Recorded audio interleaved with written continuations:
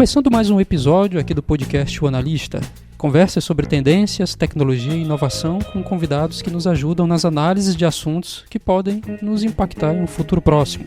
Aqui é Denis Cruz. As Logitechs são empresas de tecnologia que atuam no setor logístico com o objetivo de facilitar, automatizar e otimizar as inúmeras atividades desse segmento. Nos últimos anos, as Logitechs ganharam espaço no mercado em virtude da pandemia, gerando aí uma alta demanda online de produtos e serviços. Hoje a gente vai conversar com o Michael Bogaggio, da plataforma Frete.com, um dos mais recentes unicórnios brasileiros, com mais de 2 bilhões de reais em investimentos. Você tem diversos fatores, né, até efetivamente o motorista encostar o caminhão, carregar o caminhão e sair para transportar. Esse é Bogaggio, que é Head de Risco e Prevenção à Fraude da Frete.com, com experiência de já ter passado em diversas outras empresas de ponta. É com ele a nossa conversa de hoje sobre segurança digital no mercado de Logitechs, transporte e com a análise dele sobre o tema. Vamos para o episódio.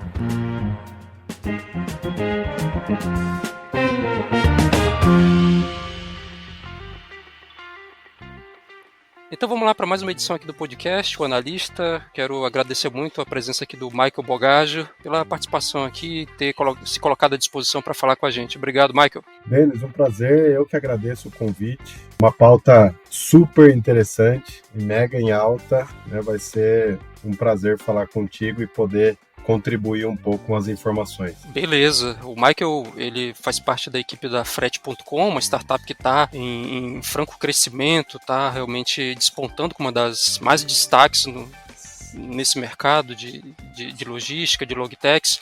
Eu queria começar te perguntando, Bogaggio, um pouco sobre como é que você entrou nesse mercado aí da área de startups, nessa área de segurança. Conta um pouquinho aí sobre o teu histórico aí. Legal, Denis. Bom, há mais de 10 anos atrás aí eu tive meu primeiro contato, né, com risco e prevenção à fraude digital, através do Banco Santander e numa área chamada contestação, né? Então hoje a gente tem aí o uso do cartão de crédito bem estabelecido em todo o país, em todo o mundo, eu diria, né? Meu primeiro contato foi ali onde o cliente ligava e falava, poxa, não reconheço a compra do meu cartão. E o que me move profissionalmente, um dos pontos-chave, você desenvolver um trabalho onde envolva pessoas, números, processos e desenvolvimento. E quando eu me deparei com a prevenção à fraude digital, acho que foi um casamento perfeito, né, e muito movido pela curiosidade. Depois eu passei bons anos no Mercado Livre, então foi um baita aprendizado e ali foi uma imersão gigantesca, né, de quem vende no e-commerce, de quem compra no e-commerce, então aprendi bastante. E depois fui para Magalu, né, o Magazine Luiza também, permaneci lá 2 anos, e aí eu recebi o convite da Frete.com para montar aí a estrutura de risco e prevenção à fraude. Então, e até fez uma conexão interessante, né, Denis? Porque eu comecei lá atrás com o banco, né, o cartão de crédito, depois as transações digitais, a parte da fintech e, cara, quem movimenta tudo isso, né? Quem que leva todas essas mercadorias? Então, acho que foi numa área que eu aprendo todos os dias, né? Prevenção à fraude é um aprendizado contínuo. Sem dúvida, sem dúvida. E quando a gente está falando em previsão e prevenção a esse tipo de situação, a gente está falando de números assim absurdos, né? Antes da gente ter esse momento aqui de conversa, eu fiz um levantamento em relação à área em que vocês estão atualmente, né, na Frete.com, trabalhando justamente com solução que vise o auxílio à redução desse tipo de dano. Estava vendo uma pesquisa que em 2021 o número de roubos de carga aumentou em torno de 1,7% comparado com 2020, e esse número ele nesse momento tem crescido justamente pela condição de país, justamente pela condição que nós estamos vivenciando atualmente, né, que envolve a necessidade de políticas públicas mais diretas voltadas à segurança, né? E eu queria entender de você como é que hoje a tecnologia tem ajudado nesse processo de redução de danos, em relação a esse tipo de ocorrência em negócios como os que vocês tocam atualmente, né, no segmento da Frete.com? Perfeito, Denis. Uma excelente pergunta. De fato, são números altos, né, que a gente tem em todo o país, né? Então, nos últimos 3 anos, a gente fala aí de mais de 14 mil casos, né, sinistros registrados em todo o país. Tem uma pequena redução se a gente olha para 2022, mas o valor ele assusta muito, né, que gira na casa de 1,2 bilhão de reais, né, em perdas, em roubos de mercadoria, roubo de caminhão, e sem contar na vida das pessoas, né? Principalmente o caminhoneiro que está à frente ali. Então, qual é o nosso propósito, né? Como um marketplace, né? A Fretebras, a gente utiliza de fato a tecnologia a nosso favor. Então, para que você utilize a plataforma, você tem uma jornada do frete integrada digitalmente. E ela começa pelo onboarding. Poxa, o Denis é um caminhoneiro, ele quer transportar. Ok, você passa pelo nosso processo de onboarding. Então eu verifico com a tecnologia se o Denis, de fato é o Denis, e está se conectando ao meu aplicativo. Tá? Então a gente usa o sistema de selfie, né, de liveness, a gente faz toda a verificação documental, né, então, e toda a amarração, né, inclusive de dispositivo que nos acessa. Isso é extremamente importante, Denis. E do lado das empresas, da mesma forma, eu faço um processo de onboarding onde eu verifico toda a documentação, aquele CNPJ, aquele KNAI, o registro da empresa, o status da empresa, quadro societário, né, ramo de atividade, para que ela possa operar na plataforma. Então, é o pontapé inicial. Tá? E para que você tenha uma ideia, né, o nosso volume de fretes publicados na plataforma, o ano passado ultrapassou 10 milhões de fretes. Então, um volume altíssimo, né? E nós mantemos, nos últimos 3 anos, a taxa de segurança acima de 99%, tanto para o caminhoneiro quanto para a empresa. Um ponto importante, Denis, você falar de extinguir a fraude digital é algo muito crítico, né? Porque é muito difícil. A cada dia, o fraudador ele busca novas alternativas de chegar ao seu objetivo, né? Qual é? É movimentar, é um dinheiro rápido ou é uma mercadoria rápida. Isso a gente olha em qualquer mercado digital, tá, Denis? Então, o principal ponto da tua pergunta sobre a tecnologia, a gente usa ela da melhor forma, mas mantendo o usuário conectado, né? Então, ele estando na plataforma, a segurança dele aumenta de uma forma exponencial. Entendi. E Bogaggio, uma das principais preocupações das empresas transportadoras é, claro, em relação à própria frota, né? Quais seriam os desafios existentes na nossa realidade brasileira que são barreiras para que o monitoramento e a segurança das cargas seja mais eficiente, na tua visão? Boa. Eu destaco, assim, como um ponto crucial para que isso aconteça, Denis, a segurança pública, né? Então, você tem uma questão de fraude, roubo. É necessário, sim, uma evolução na segurança pública, mas trazendo para o mundo, né, das empresas, startups, a terceirização dos fretes, né, por meio de uma plataforma digital é o nosso caminho, tá?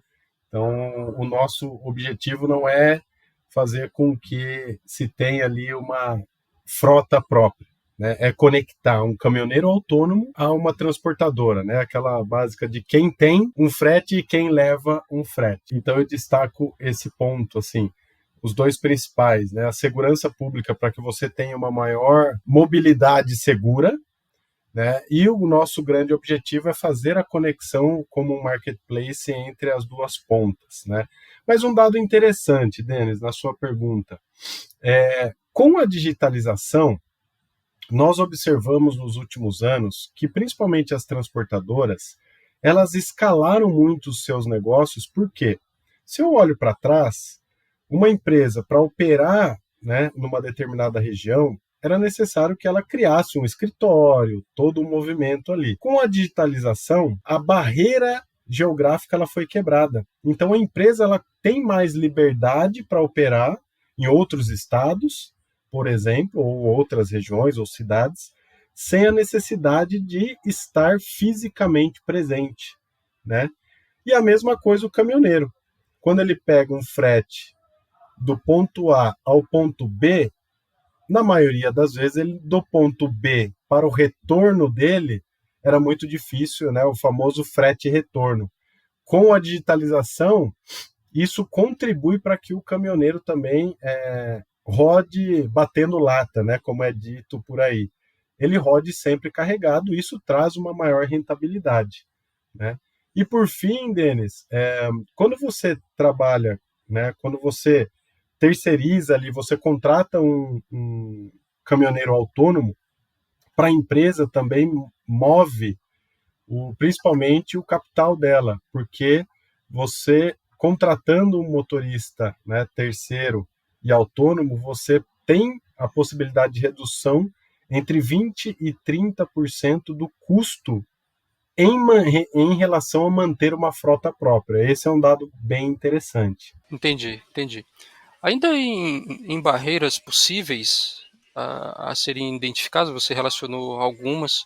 Em que nível entra a questão da infraestrutura e conexão de internet para o tipo de negócio de vocês? É algo que não é considerado uma barreira para a evolução do negócio? Ou enfim, queria que tu comentasse sobre a infraestrutura e conexão de rede, internet, ao longo do país, já que vocês movimentam pelo país todo, na verdade? Sim. Hoje nós temos ciência, né, Denis, que não há uma cobertura completa, né?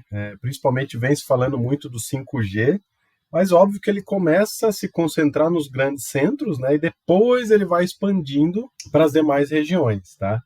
Mas para você ter uma ideia, hoje já cobrimos cerca de 99% do território nacional, né, que utilizam o aplicativo. Então isso também mostra uma evolução de conexão. E falando em conexão, né, você tem grandes detentoras de conexão à internet, mas o próprio mercado ele vem se movimentando. Por exemplo, né, não somos patrocinados, né, Denis, mas temos que citar aqui a Starlink, né, que é uma nova opção e boa opção, embora ainda com valor alto, mas eu entendo que há uma linha, né, de diminuição desse valor que proporciona uma conexão via satélite, né? Temos internet via rádio e etc. Qual que é a minha visão otimista de conexão em todo o país, Denis? É você ter uma competição saudável dos provedores de conexão. Imagino, verdade, concordo contigo. Bogaggio, para a gente já finalizar aqui a nossa conversa, queria que tu comentasse um pouco sobre como é que você enxerga o uso de tecnologias de logística em regiões com baixa cobertura de conexão, por exemplo, como rola aqui na Amazônia, né? Existem algumas iniciativas, existem algumas startups iniciando um trabalho nessa frente, e eu queria te ouvir em relação a como é que a gente poderia imaginar a possibilidade de termos atividades de tecnologia ajudando nesse processo de logística que é tão importante, tão necessário, principalmente aqui na Amazônia.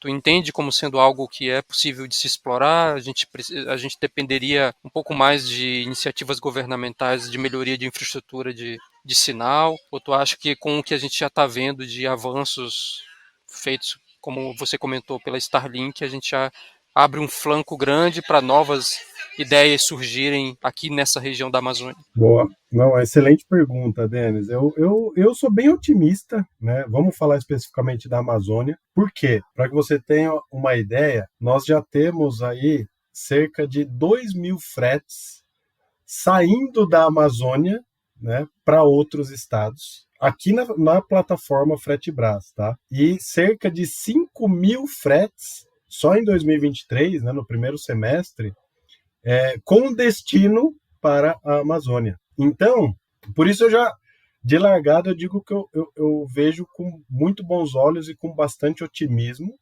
né? Por quê?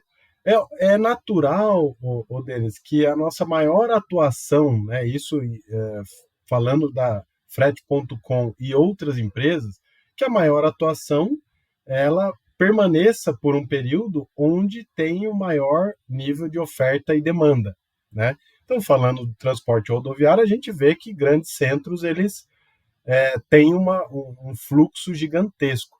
Mas é interessante esse dado, né, de ver que nas regiões mais distantes já há uma evolução, né?